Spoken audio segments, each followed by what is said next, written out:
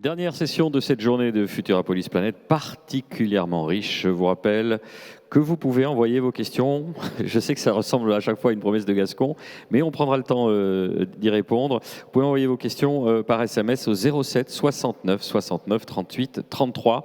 Voici donc Actarus et Goldorak qui débarquent à Futurapolis Planète pour une nouvelle aventure. Alors avec nous, en chair et en os, Xavier d'Horizon qui est scénariste, et en visio, nous avons Denis Bajram et Brice Cossu qui sont dessinateurs. C'est Lloyd Cherry, journaliste au Point, qui sera notre modérateur. On peut les applaudir.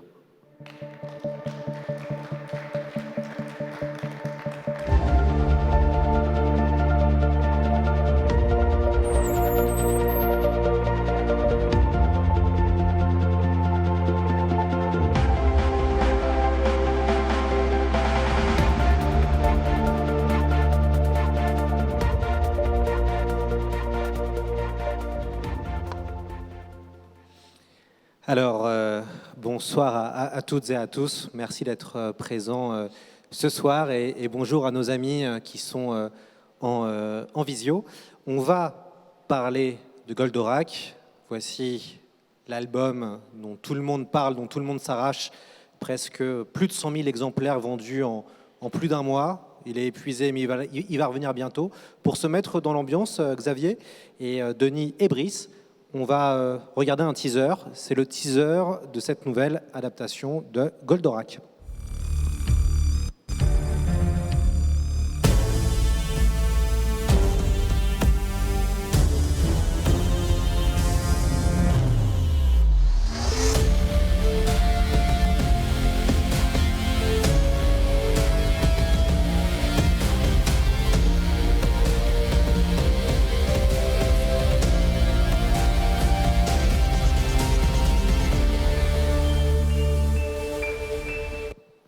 On va commencer avec vous, Xavier d'Horizon. Comment est né ce projet de Goldorak ? C'est un peu un hasard ou un coup de chance, je ne saurais pas dire. Mais tout a commencé il y a 5 ans, lors d'un déjeuner à Angoulême, pendant le festival d'Angoulême, le célèbre festival de bande dessinée. Et lors d'un déjeuner, entre la poire et le fromage, mon éditeur me dit « Mais tu n'avais pas des idées sur Goldorak ?» Je dis, bon, comme ça. Et puis je m'amuse à lui raconter toute l'histoire auquel je pensais, des scènes, un état d'esprit, des lieux où j'aurais aimé emmener Goldorak, presque un synopsis. Et là, en fait, mon éditrice, qui s'appelle Christelle Ulansk, me dit, écoute, je vais te prendre au mot. Il se trouve que je connais Gonagai, le créateur de Goldorak. Il me connaît aussi, parce que ça fait des années que j'essaye de passer toutes les frontières au Japon et de rencontrer les grands créateurs de manga là-bas. Et donc, si tu me proposes un projet, je vais le défendre auprès de Gonagai au Japon. Et là, voilà, ça a été sur le moment un petit effet de sidération. Et passé ce moment-là, je me suis dit, pourquoi pas. Et donc, je suis allé chercher des amis auteurs, dessinateurs, pour créer ce projet. Et 5 ans plus tard, voilà, l'album est dans les bacs. Je crois que vous avez même écrit une note d'intention à Gonagai. Elle disait quoi, cette note ? En fait, on savait qu'un mois après notre déjeuner, là, notre éditrice allait partir au Japon et potentiellement rencontrer. Et donc, avec Denis Bajram, Alexis Santenac, Brice Cossu et Yoann Guyot, on s'est dit, OK, il faut qu'on présente le projet le plus sérieux qui soit. Et ça voulait dire présenter des planches, présenter un synopsis, et surtout, et c'est souvent le plus important dans un projet artistique, essayer d'être le plus clair et le plus précis possible sur ce qu'on veut faire, pourquoi on veut le faire et comment on veut le faire. Et donc, je lui ai écrit une lettre qu'on a bien sûr fait traduire, et là, qu'on a reproduit à la fin de l'album, dans lequel je lui ai fait part de D'abord de toute l'émotion qu'avait généré Goldorak chez moi d'ailleurs, et comme chez mes amis co-auteurs, et du regard qu'on allait porter sur son œuvre, et de savoir si ça l'intéressait, qu'avec ce regard, cet état d'esprit, on écrive le dernier et 75e épisode de Goldorak. Alors, je vais m'adresser à nos amis qui sont en visio, Denis et Brice. Comment vous êtes retrouvés sur ce projet, autre peut-être le fait que vous êtes fan de Goldorak? Je vois chez Denis vraiment une exposition de figurines et de plein de choses autour de Goldorak. Mais à part être peut-être fan de Goldorak, comment vous êtes retrouvés dans cette aventure? Denis, allez, vous commencez. Alors, on n'entend pas Denis, malheureusement, on ne t'entend pas. Micro, Denis. Le micro. Ah, zut. Alors, bonjour, pardon, micro réouvert. C'est une histoire d'amitié au départ, hein, Goldorak, puisque Xavier me contacte parce qu'on est copains, parce qu'il sait ma passion pour le personnage, parce qu'on a commencé ensemble dans le métier. Il m'en parle en Angoulême, et enfin, moi, j'ai des étoiles plein les yeux, parce que l'aventure Goldorak, pour moi, elle commence à l'âge de 10 ans, puisque mes premières bandes dessinées que je faisais quand j'étais tout gamin, c'était Goldorak. C'était comment dire ça,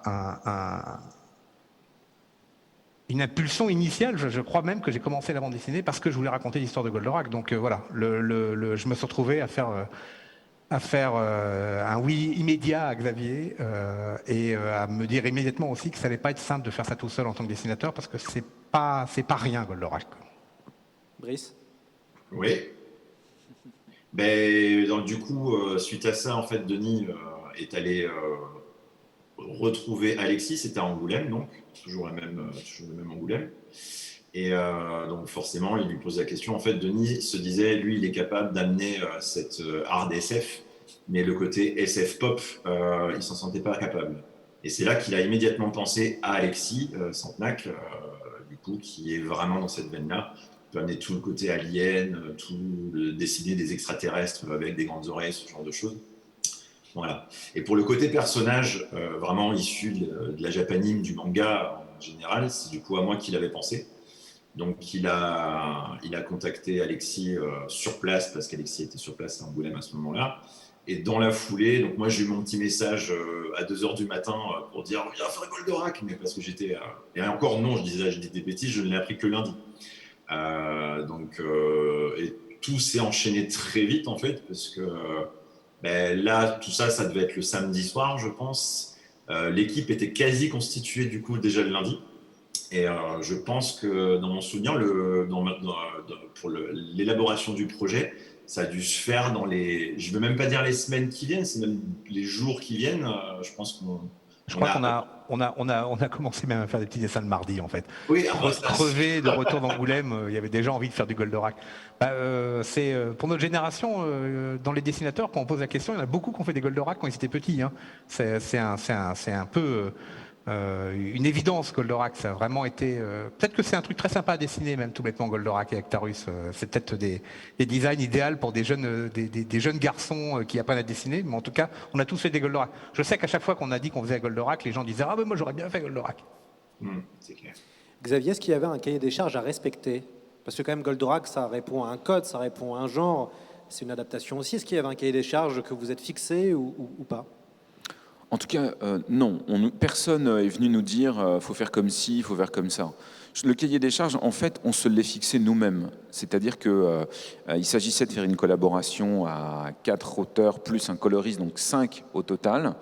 Vous imaginez bien que si vous n'êtes pas d'accord sur ce que vous voulez faire, vous allez dans le mur. Donc, la première chose, ça a été de définir ce cahier des charges, mais de nous-mêmes, par nous-mêmes. Et avec Denis, on s'est retrouvés pour créer une sorte de liste de courses de tout ce qu'on voulait avoir et obtenir dans Goldorak. Et le ton, quand je dis liste de courses, c'est non seulement des lieux, je ne sais pas, quiconque a vu la série, c'est qu'à un moment, il voudra que Actarus se lance en l'air et dise métamorphose, c'est obligatoire. Mais au-delà de ces éléments un peu iconiques, savoir quel est le ton. Est-ce que vous êtes dans le tragique, dans le comique, dans l'héroïque, quel niveau de réalisme, etc., etc. Et donc, on s'est fixé, nous, un cahier des charges, mais de façon un peu naturelle. C'était un cahier des charges par envie. Et pour le coup, les 5 auteurs étaient totalement d'accord sur ce cahier des charges. Ça a été, de ce point de vue-là, vu assez vite. Denis, comment on fait pour ne pas se taper dessus quand on est 5 ? Parce que quand même, la BD, c'est un univers où on a un peu d'ego. Il en faut pour survivre à travers cet univers un peu impitoyable qui est l'édition. Comment on fait pour ne pas se taper dessus quand on est aussi nombreux sur un projet ? C'est assez rare d'être aussi nombreux sur un projet comme ça. Oui, puis en plus, on n'a pas fait le choix du découpage industriel, c'est-à-dire un scénariste, un storyboarder, un dessinateur, un coloriste, quelqu'un qui fait les personnages, un autre qui fait les voitures. On a tous, entre guillemets, tout fait. C'est-à-dire que j'ai commencé à me mêler du scénario, mais finalement, même Brice et Alexis, jusqu'au bout, ont participé à la réécriture de scènes au niveau du storyboard. À l'inverse, notre coloriste nous a fait retravailler le dessin à la fin, etc. Ça a été un mix complet et aujourd'hui, on est vraiment incapable de dire qui a fait quel trait, qui a fait quoi, sur plein d'éléments de page. De temps en temps, on se souvient, mais les 3 quarts du temps, on s'aperçoit qu'on est devenu un seul mono-auteur. Et en effet, ça, c'est très rare. Je dirais qu'en même temps, c'était le but évident, parce que si c'était pour faire un truc industriel, on s'engageait tout de suite dans une espèce d'idée que c'était une licence, etc. Or, c'était pas du tout l'idée qu'on avait au départ. On a réussi à mettre des mots en fait sur l'idée qu'on avait au départ. Au début, on n'avait pas compris, mais en fait, c'était très clair pour nous. Ce qu'on voulait faire, c'était la suite de nos souvenirs d'enfance. Pas la suite de la série Goldorak, mais la suite de l'émotion incroyable que nous avait donnée quand on était gamin de regarder cette série à la télé. Et ça, comme on avait été tous pleinement d'accord sur cette idée-là, sur cette envie-là, on a tous été plus modestes qu'on aurait pu l'imaginer. On s'est tous mis en ordre pour que ça fonctionne, malgré les individualités très fortes qu'on peut avoir les uns les autres. Xavier, alors, vous connaissez un peu la science-fiction. Brice, vous voulez peut-être préciser quelque chose ? Oui, non, je disais, parce que c'est vrai qu'on allait tous en effet sur la même direction, mais il faut quand même préciser qu'on a mis énormément de temps à arriver à trouver le bon réglage, parce que c'est vrai que ta question était, on s'est battu, on ne pouvait pas se battre, on n'était pas au même endroit, donc ça va, heureusement. Mais en fait, je sais qu'on a mis vraiment énormément de temps, parce que même si on se connaît, et justement, je pense que c'est ce qui a fait que ça a fonctionné, c'est de se connaître tous les 3, je vais vraiment parler pour le dessin. Mais il a vraiment fallu trouver le bon réglage. Ça a mis un peu de temps, hein. Denis, tu peux confirmer. Moi, je dirais qu'on a mis bien 80 pages à trouver en fait le style qui est de l'album aujourd'hui. Et quand je dis style, c'est tout. Le ton des personnages, le réglage réaliste par réaliste, pop par pop, etc. Et c'est long, 80 pages hein, d'album dessiné. Normalement, c'est en gros 2 albums. Et on a tout repris après. Suite à ça, parce qu'il était nécessaire, en effet, de réaliser l'album à la hauteur de ce réglage qu'on avait finalement trouvé. Et moi, honnêtement, à la page 40, je pensais qu'on était planté. Je trouvais que ça prenait pas, c'est-à-dire que c'était bien foutu. Hein, on n'est pas des manches. Hein, on sait à peu près faire de la bande dessinée, mais il n'y avait pas cette espèce d'émotion justement qu'on recherchait, le ton exact de nos souvenirs, ce goût merveilleux de ce qu'on avait vu en regardant Goldorak à l'âge de 8-10 ans. La magie, le petit truc magique. Voilà, et la magie, on l'a eu à la page 80. Et on a fait la fin de l'album et tout était magique et on a repris tout le livre pour que la magie soit à tous les étages. Et c'est comme ça qu'un livre qu'on fait à 5 en se disant que ça va être plus rapide devient à peu près aussi long que si on avait chacun fait notre livre dans notre coin. Ouais, exactement. Alors Xavier, je sais que vous êtes amateur de science-fiction. Pour ceux qui connaissent le roman Dune, il y a une phrase célèbre qui est « La peur tue l'esprit ». Est-ce que quand même, il n'y avait pas un peu d'appréhension d'écrire une nouvelle aventure de Goldorak, Xavier ? Je pense qu'en ce qui me concerne, il doit y avoir beaucoup d'inconscience, surtout, et sincèrement aussi beaucoup d'enthousiasme. Et chez moi, l'enthousiasme a tendance à complètement balayer la peur. Et à partir du moment où on a eu ce feu vert incroyable de Go Nagai qui nous a dit « Ok, voilà les clés, faites le dernier épisode », moi, j'avais tellement envie d'écrire une histoire que j'avais en tête, qui n'était pas détaillée, mais je voyais l'univers, je voyais le ton, je voyais pourquoi je la faisais. Avec Denis, on avait construit une vision assez claire de cette intrigue. Et à partir de là, il suffisait que je mette sur ma playlist la bande originale de Goldorak, pas que le générique, mais ces musiques qu'on connaît tous des épisodes. Il y avait une telle énergie qui montait, qu'il n'y avait pas de place pour la peur, il y avait de la place que pour l'enthousiasme. Je ne suis pas sûr que cet enthousiasme ait été partagé par tous mes co-auteurs. En tout cas, l'enthousiasme, oui, pardon, mais pardon, je me suis mal exprimé. Je ne suis pas sûr que cette insouciance ait été partagée par mes co-auteurs. Oui, parce que là, on en parle, on en rigole, et c'est un succès, bravo à vous. Mais imaginez, peut-être aussi pour les dessinateurs, vous plantez l'album Goldorak. Est-ce que ça vous a traversé l'esprit ou pas de vous dire, si on se plante, ça va être un peu dur, Denis? Moi, j'ai eu la trouille, je vous disais, à peu près vers la page 40, parce que j'ai cru qu'on n'était pas en train de réussir la magie qu'on voulait faire. Et pour moi, il y avait vraiment une conscience très forte qu'il y avait des millions de gamins devenus adultes qui n'allaient pas nous louper si on n'était pas au niveau, quoi. Et heureusement, le problème a commencé à se régler. Donc j'ai commencé à respirer.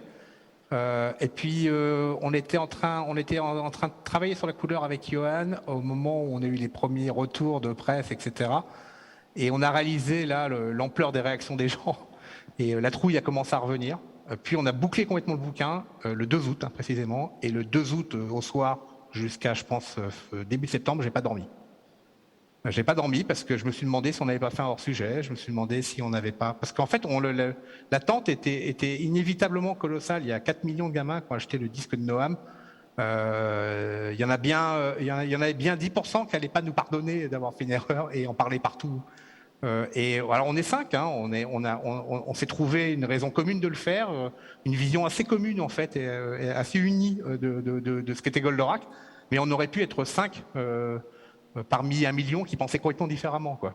Et vraiment, moi, ça m'a vraiment inquiété. Il a fallu qu'on ait enfin plein de lecteurs, alors en premier les journalistes, quelques collectionneurs, quelques influenceurs, et puis après les lecteurs eux-mêmes en librairie pour commencer à respirer et à se dire ça va, notre vision de Goldorak, elle était partagée, quoi. C'est pas une sorte de folie qu'on a mis au point dans notre coin parce qu'on est des artistes barrés, quoi. Brice? Ouais. Alors moi, la flip a commencé un petit peu plus tôt. Je l'ai moins eu sur la fin parce que finalement, sur la fin, c'était ce que disait Denis avec Johan, avec Alexis, donc Santenac, avec qui je travaille en atelier. Nous, on avait déjà, entre guillemets, fini notre part importante, c'est-à-dire le travail où on était à 100% dessus. Ensuite, on a continué de donner un coup de main et de donner des avis avec Denis et Johan sur la fin de l'album. Moi, on va dire que le flip a commencé quand on a révélé le projet à Angoulême 2020 au public. C'est là où on a vu l'attente des gens se concrétiser. On s'en doutait un petit peu jusqu'ici, mais on en faisait abstraction avec Alexis. Et à partir du moment où ça a été médiatisé pour de bon et où on a vu finalement tous ces gens qui s'appropriaient le peu d'images qu'on avait mis, le peu qu'on avait posté, le peu dont on avait parlé, et de voir cette attente-là, là, en effet, il y a la boule qui est montée, mais fort heureusement, on était à la phase ancrage avec Alexis, on avait déjà pas mal avancé. Donc, ça nous a moins bloqué, parce que si on avait eu cette peur-là dès le début de l'album, ça aurait été vraiment très, très difficile à gérer. Voilà. Xavier, vous avez travaillé pour le cinéma. Je sais que vous êtes un spécialiste des pitchs. Alors, ça raconte quoi, votre Goldorak?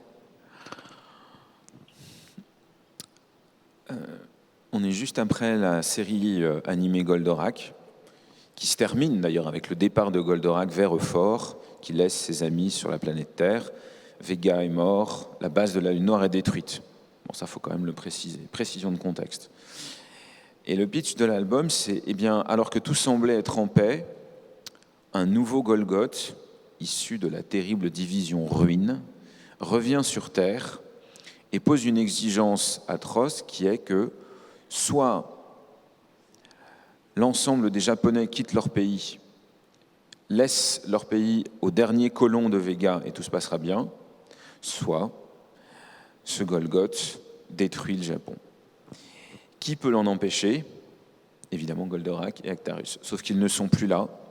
Sauf que nos personnages bien-aimés, Alcor, Vénusia, Phénicia, elle a disparu. Alcor, lui, est devenu un homme d'affaires. Vénusia est devenue une jeune interne en médecine.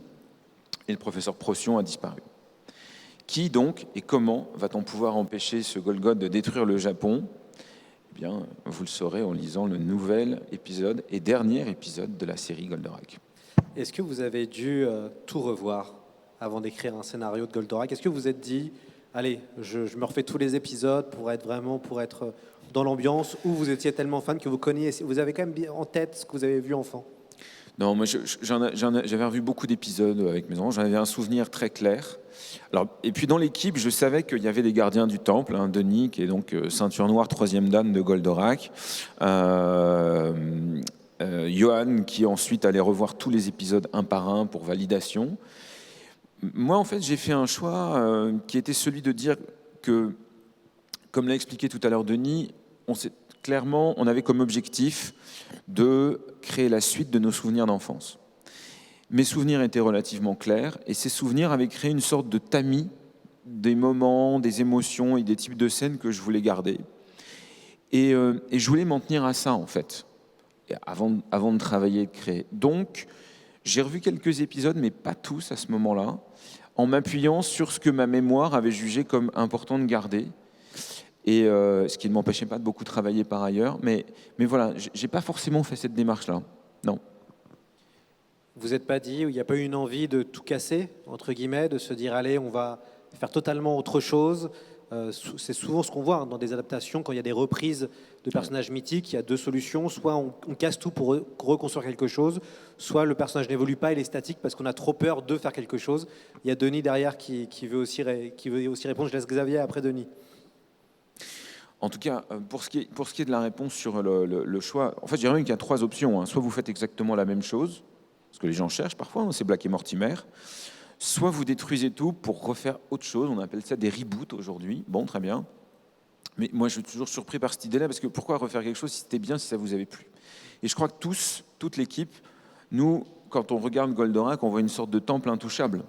Donc, retoucher à ce qui avait été fait et qu'on adore, c'est pour ça qu'on était là, ça aurait quand même été une drôle d'idée. Nous, notre démarche, c'était plutôt de dire, on va ajouter une pierre à l'édifice. C'était plutôt de dire, voilà, il y a un Goldorak, quel est notre regard à nous, auteurs français et pas japonais, avec nos obsessions, notre façon de dessiner, notre façon d'approcher la bande dessinée, sachant que là, on partait d'un dessin animé, je le rappelle, pour faire une BD. Et donc, on a choisi comme on dit maintenant, le vu par, autrement dit l'hommage, c'est-à-dire prendre une œuvre, la respecter profondément, comprendre ce qu'elle est, et essayer de voir en quoi cette œuvre, intouchée et intouchable, nous touche, nous. C'était ça le sujet de travail. Denis ? Oui, justement, c'était sur les trois solutions. En effet, le reboot, pourquoi ? Si c'était bien, pourquoi refaire ? La copie conforme, c'est quand même assez ennuyeux. On n'est pas gros lecteurs de copies conformes, nous, quand on en parle entre nous. Nous, on est bien sur la suite des souvenirs, c'est-à-dire que c'est quelque chose qui emmène aujourd'hui, profondément aujourd'hui, les souvenirs d'hier. C'est-à-dire c'est respecter l'esprit et pas la forme. C'est respecter les émotions et pas l'exactitude. Alors il s'avère qu'après on a fait un travail d'exactitude au maximum parce que ça nous fait plaisir. Mais dans le fond, notre question, c'était comment emmener quelque chose qui a été conçu en 1975, avant Star Wars, à 2020, stylistiquement, en termes de sujet, etc. Alors, il s'avère que sur le scénario, on avait une histoire plus moderne que ce que les gens ont pu retenir parfois de Goldorak. Donc ça a été assez naturel cette suite-là. Et puis après, il y avait plus de boulot au niveau visuel pour réussir à faire quelque chose. Voilà, il y a quand même eu 40 ans de SF entre les deux et de sacrés changements. Donc, Je vais rester avec vous, messieurs les dessinateurs, pour vous poser la question. C'est quoi le secret d'une bonne scène d'action ? Et là, je vais m'adresser, on va commencer avec Brice, qui est un grand spécialiste des scènes d'action, je crois. La clarté. C'est-à-dire que quand on en met partout et qu'on doit faire une scène de destruction de Tokyo avec un robot, un combat entre un robot et un robot extraterrestre et des 3 vaisseaux qui se battent contre plein d'autres vaisseaux avec des immeubles qui tombent, etc.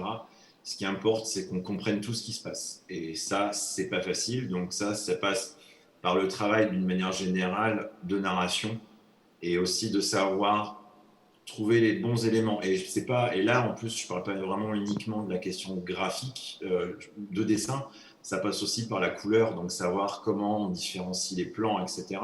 L'essentiel est vraiment que le lecteur, à aucun moment, ne se perde dans la page et aille de manière naturelle vers la suite et que tout soit compréhensible.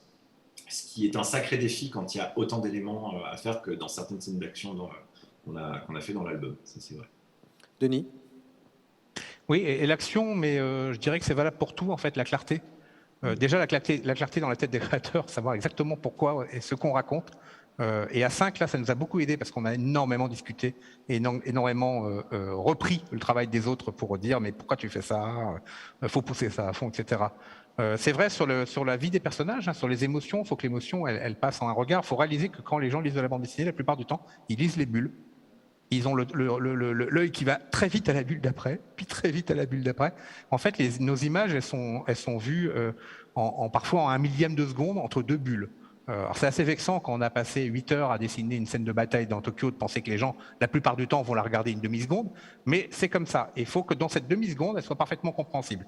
Et il faut en même temps que si les gens s'arrêtent, décident de regarder cette image ou refeuillettent le livre après, elle soit aussi bien que le plus grand des décors hollywoodiens. Donc vous voyez, c'est un drôle d'exercice de clarté dans la précision après, quoi. Xavier, est-ce que vous avez, vous, scénarisé les scènes de bataille comme au cinéma, ça veut dire plan par plan, ou est-ce que vous avez laissé les dessinateurs s'occuper un peu de la mise en scène? Comment vous avez un peu ausculté ça? Alors, déjà, le point commun qu'il pourrait y avoir là entre la bande dessinée, le cinéma et j'ai envie de dire même de la littérature ou de la série, c'est que la scène d'action, avant d'être mise en scène, elle doit être dramatisée. Hein, c'est-à-dire que si c'est de l'action pour de l'action, en fait, vite, et même avec les meilleurs effets spéciaux et les meilleurs cadrages du monde, vraiment, on va s'ennuyer profondément. Alors que si vous prenez le même personnage suspendu au bord du gouffre, mais que vous savez que s'il tombe dans le gouffre, il ne pourra pas sauver que sa femme, ses enfants ou la planète Terre, tout d'un coup, le fait qu'il tombe va prendre une autre résonance, hein, pour caricaturer. Donc, de ce point de vue-là, moi, j'essaie d'écrire les scènes d'action en me disant, c'est pas parce que c'est une scène d'action que je dois arrêter de mettre du conflit, du drame, de l'émotion. Bon. Une fois que ça c'est fait et que le conflit, en l'occurrence, est clair, l'enjeu, c'est bien entendu de trouver des problèmes originaux dans cette scène d'action. Et moi, je fais une proposition, j'insiste sur la proposition dans le scénario, aux dessinateurs avec qui je travaille.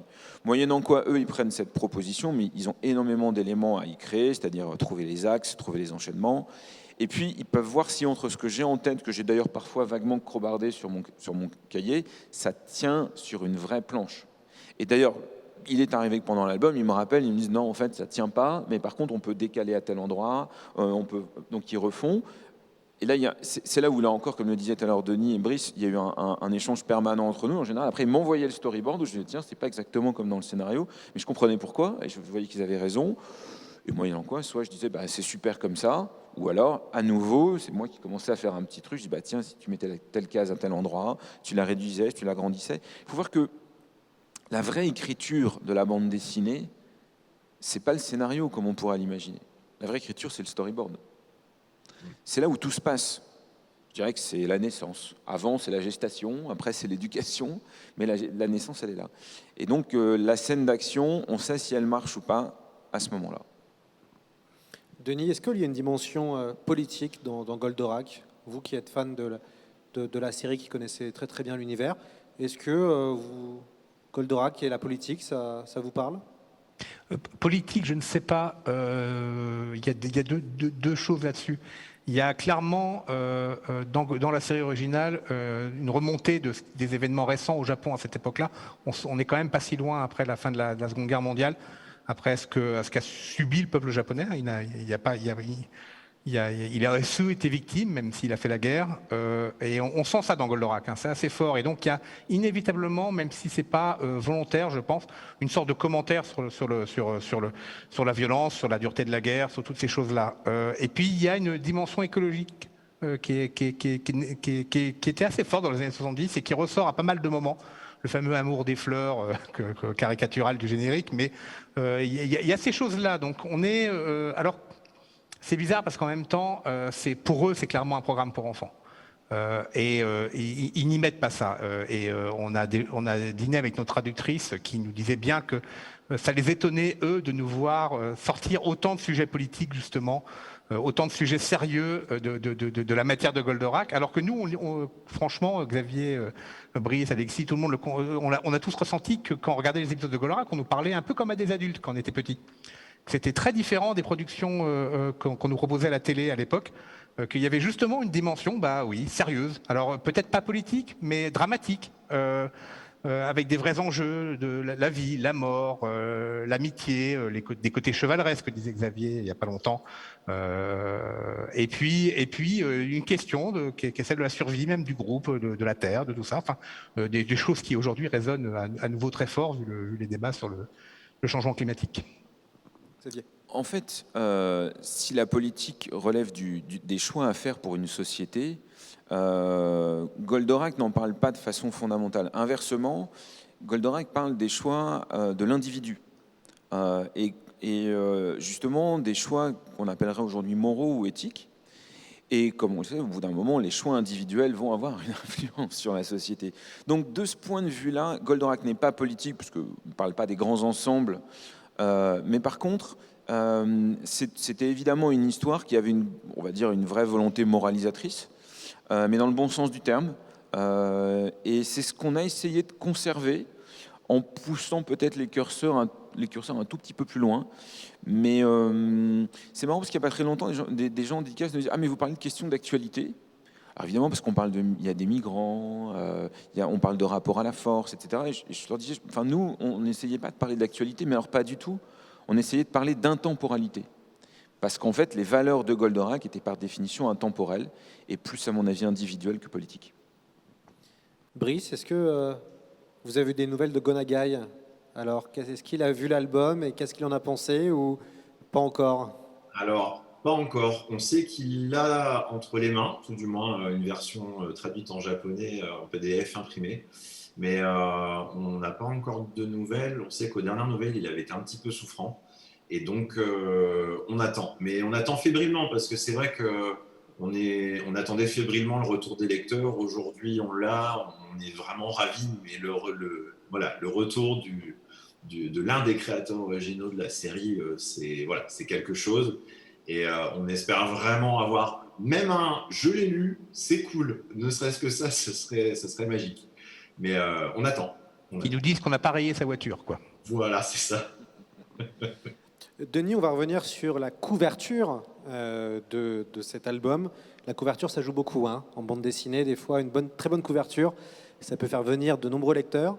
Je vais la remontrer justement à la caméra, la magnifique couverture de Goldorak. Comment ça s'est fait alors, cette couverture, Denis ? On avait sur le dossier qu'on avait envoyé à Gonagai fait une première couverture qui se trouve à l'arrière maintenant de l'album, qui est un fulgure point abandonné dans l'eau, qui représentait quelque part la question de où est Goldorak, qu'est-il devenu, quoi. Cette image, elle a beaucoup plu à l'époque et tout le monde voulait qu'on l'utilise comme couverture. Voilà, c'est cette image exactement. Et tout de suite dans l'équipe, on s'est dit non, sur un album de Goldorak, on veut voir Goldorak. C'est une icône, Goldorak. Le livre porte son nom, mais c'est le héros naturel. Et on s'est dit, ce serait bien qu'on voit Actarus aussi. Et pour montrer en même temps Goldorak et Actarus, il n'y a pas 10 000 manières. Hein. Donc la couverture s'est imposée d'elle-même. Après, on a un traitement qui est très moderne par rapport à cette image qu'on aurait pu voir de manière différente il y a 40 ans. Donc voilà, l'objectif a été de réussir une image à grand spectacle hollywoodien à partir de cette idée qui est quasiment une évidence en fait, et qui est pas, je dirais même qui est pas originale. On va pas se jeter des fleurs en disant qu'on a une super idée sur la couverture. Par beaucoup de côtés dans cet album, on n'a pas eu peur d'aller à l'évidence quand il le fallait. On aurait pu faire les malins plus souvent. Prendre le chemin de gauche et le chemin de droite, mais c'était pas notre vision c'est pas ça qui nous avait réunis. Ce qui nous avait réunis, c'était de faire un Goldorak, et il fallait assumer toute la part d'évidence que le projet portait. Peut-être, Brice, un petit mot sur les couleurs de Johan Guillot. Les couleurs de Johan. Johan, alors moi en plus, je travaille avec lui depuis de nombreuses années, donc je sais à quel point le jeune homme est talentueux. Et Johan avait un vrai challenge sur cet album. Parce qu'en effet, au-delà de l'aspect graphique, où on avait décidé de se nourrir de ce qu'on avait vu, mais de se le réapproprier avec une vision plus réaliste, lui devait faire pareil à la couleur. Sauf que la couleur en bande dessinée, c'est encore une fois, on en revient à la narration, mais la couleur est narrative. La couleur doit exprimer des émotions, la couleur doit en plus, une page de bande dessinée, vue dans sa globalité, doit être assez harmonieuse. Et quand on a un robot qui est jaune, rouge, vert et bleu, et quand on garde en effet de toute façon les couleurs du dessin animé, Là est tout le challenge. Et donc, c'est là où il a fallu trouver les bonnes ambiances. Et c'est là qu'on a beaucoup discuté tous ensemble pour aller faire les petits réglages. Lui, d'ailleurs, justement, par son apport à la couleur, nous a fait montrer aussi qu'il y avait certaines zones où on était certainement allé beaucoup trop loin en termes d'ancrage, où il a fallu qu'on en retire pour lui laisser de la place aussi. Et donc, par exemple, ne serait-ce que sur le personnage, oui, le personnage de Goldorak, sur le robot, ce qui est très important, c'est que dans le dessin animé, finalement, on a toujours le même jaune, toujours le même rouge, toujours le même bleu.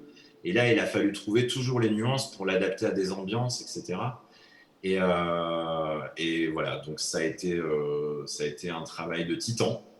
En plus, c'est lui qui, comme toujours, hein, la couleur, c'est ceux qui arrivent sur la fin, donc c'est ceux qui sont en dernière roue du carrosse quand il faut rendre le livre. Comme il se doit en étant en retard. Voilà, avec des délais de retard, disons-le, avouons-le, hein, de toute façon. Et voilà, et donc Johan a été assez incroyable là-dessus. Je pense que lui, pareil, il continue de s'en remettre encore aujourd'hui, hein, par rapport à tout ce qu'il a pu donner sur cet album. Et c'était très intéressant parce qu'il avait cette vision de pop de la couleur. Et Denis a dû être là aussi pour ramener une vision un peu plus réaliste. Et en fait, je pense que vous avez beaucoup appris tous les deux, Denis, chacun l'un de l'autre, par rapport à une vision de la couleur qui n'est peut-être pas la même, mais avec la fusion des deux, a donné vraiment ce que vous voyez dans l'album, en fait, qui est vraiment quelque chose, une couleur qui, au moment où elle doit, je dirais, tout péter et être absolument pas réaliste pour raconter quelque chose en termes d'émotion, en termes de narration, sera là, et à un moment, sera là aussi pour dire, voilà, vous avez ce super coucher de soleil, vous avez, voilà. Oui, et puis il y avait toute la question du robot qui était un problème qu'on a eu au dessin et à la couleur de la même manière. C'est comment rendre réaliste une Cadillac de 30 mètres de haut. Parce qu'en fait, les designs de Goldorak, ils datent des années 70, avant Star Wars. On est 75, hein. Quelque part, on est dans Star Trek encore, on est dans des choses très rondes, très automobiles, et d'un seul coup, toute la SF, elle a basculé dans quelque chose de beaucoup plus réaliste, dur, sale. Dans Star Wars, tout est rouillé, sali, etc. Et on se retrouvait, nous, avec la nécessité de ramener Goldorak en 2020. Donc à être à la fois respecter la Cadillac à 100% et en même temps faire qu'on ne soit pas choqué après avoir vu tout ce que la SF nous a présenté depuis maintenant 40 ans. Quoi. Ouais. Et vraiment, c'est vrai qu'on s'est appliqué depuis le début, c'est ce qu'on disait, c'est que nous, dans notre optique de faire ça, il fallait qu'on fasse avec cette bande dessinée notre souvenir. Et donc il était hors de question de trahir quoi que ce soit en termes de couleurs sous prétexte que ça va être pas possible en bande dessinée de faire autant de couleurs. Donc le rose du cockpit, je crois, du Vénusiac, c'est ça, le rose derrière, c'est resté rose. Mais il a fallu trouver entre guillemets le bon réglage de rose pour que ça passe dans une BD de 2020 avec un peu plus réaliste. Et que ça fasse pas la de Barbie. Voilà. Ce serait marrant d'ailleurs moi j'ai vu ça en tant que lecteur, mais Goldorak, en fait, c'est des plaques de tôle. Et dans le dessin animé, c'est vrai que ça, c'était pas forcément évident. Et j'en parle parce que moi, je suis finalement, par rapport à la couleur, je suis un lecteur, et j'ai découvert comment, à travers le traitement des lumières, le traitement du blanc, et aussi le traitement des accrochages, des rayures, comme disait tout à l'heure Denis, ils avaient réussi à rendre un Goldorak qui est à la fois celui qu'on connaît, mais aussi un Goldorak où on a l'impression que si on s'approchait et qu'on mettait des petits coups comme ça, on entendrait tong, tong, tong, parce qu'on sentirait la tôle. Et ça, c'est un travail assez extraordinaire qu'ils ont réussi justement grâce à la lumière, grâce à la couleur, et en même temps des détails d'ancrage et de dessin, sans trahir pour autant ce qu'avait réussi à faire Gonagai sur le design de Goldorak. Vous avez vendu plus de 100 000 albums en à peu près plus d'un mois. C'est des chiffres qui sont énormes en bande dessinée, surtout en 2021. Ça fait quel effet d'avoir vendu plus de 100 000 albums et en plus d'être épuisé? Heureusement, ça va revenir pour les fêtes, donc ne vous inquiétez pas, vous aurez votre Goldorak si vous le voulez pour Noël, mais quand même, ça fait quel effet, Xavier? Bon, il y en a quand même. Non, il y a des endroits qui ont été un peu en manque, mais là, je reviens de quelques librairies, ça y est, il revient quand même. Dans la plupart. Il y en a 140 000 qui sont partis vers les librairies. Là, voilà, donc heureusement, il est encore trouvé, mais c'est vrai qu'il a été épuisé rapidement. et que c'est plus le cas. Mais les faits, en fait, c'est les faits qu'on ressent tous, je pense, quand on rencontre des lecteurs. Je crois que c'est assez étonnant de voir la communion qu'il y a autour de Goldorak. C'est-à-dire qu'en fait, c'est comme si c'était une histoire qu'on avait été nombreux à vivre en étant enfant, qu'on avait un peu mis en sommeil dans notre grenier, et que là, il y a beaucoup de gens, je pense qu'on peut les compter en millions, qui tout d'un coup se rendaient compte qu'ils pouvaient remonter au grenier et que s'ils ouvraient la malle, l'histoire était toujours là, et que ça leur faisait vraiment plaisir de la retrouver. Et ce qu'ils retrouvent, c'est pas simplement des souvenirs, c'est de la joie, c'est du rêve, c'est effectivement un sentiment chevaleresque. Et ils se rendent compte que tous leurs amis, les gens autour d'eux, connaissent cette même histoire. Et donc il y a ce phénomène qui est intéressant, je trouve même dans une société de façon plus large, où les gens se retrouvent autour d'une histoire commune. Et c'est ça la communion dans une société. C'est pas uniquement, elle n'est pas uniquement de l'ordre du religieux. Et Goldorak, c'est probablement, et ça, on en avait l'intuition, mais là, on est en train de le voir, peut-être la plus grande Madeleine de Proust de toute une génération. Et c'est pas tant de regarder dans le rétroviseur que de se retrouver autour de cette émotion d'époque qu'on voit. Et ces lecteurs-là, ils nous disent tout ça. Nous, on a juste sorti la malle du grenier, en fait. Et de voir que tout le monde est heureux de la retrouver, ça nous fait plaisir. On va passer aux questions-réponses, je crois, Boris. Voilà. Alors certaines sont très généralistes et d'autres sont beaucoup plus précises. La première, vous pensez quoi de tous les Marvel, X-Men et compagnie qui sortent au cinéma? Est-ce que ça vous fait rêver? Alors ça s'adresse à tous les trois, mais... Denis, peut-être? Est-ce que ça te fait rêver? Moi, je suis client, mais c'est le côté tour de manège. Hein. J'ai lu ça quand j'avais 10 ans dans Strange, hein. J'allais dire Strange, mais à l'époque où j'appelais ça Iron Man. Et là, aujourd'hui, on me propose d'aller faire un tour de manège avec au cinéma. C'est pas désagréable. Après, je pense qu'aucun d'entre nous ne cherche dans les Marvel à retrouver des émotions de cinéma incroyables ou des créations de l'humanité extraordinaires. Enfin voilà, ça reste des grands tours de manège. Vous aviez narrativement peut-être après Brice. Non. Moi, j'ai été comme Denis un immense fan de Strange. Et autant j'ai adoré un Superman de Richard Donner de 79, écrit par Mario Puzo et des scénarios géniaux. Aujourd'hui, je trouve que ce que je trouve dommage, c'est que l'idéologie du super-héros véhicule quelque chose auquel j'ai un peu de mal à adhérer. Donc non, moi je suis malheureusement plus du tout client de tout ça. Brice? Alors, moi je le suis sans chercher forcément à regarder tout dans l'ordre, ce qui peut me poser des problèmes sur certains films parce qu'il va y avoir des réponses. C'est un petit peu comme moi, vous lisez du comics, et même si vous connaissez, mais occasionnellement, et que vous avez toujours la petite astérix qui vous dit référence au Strange numéro 267.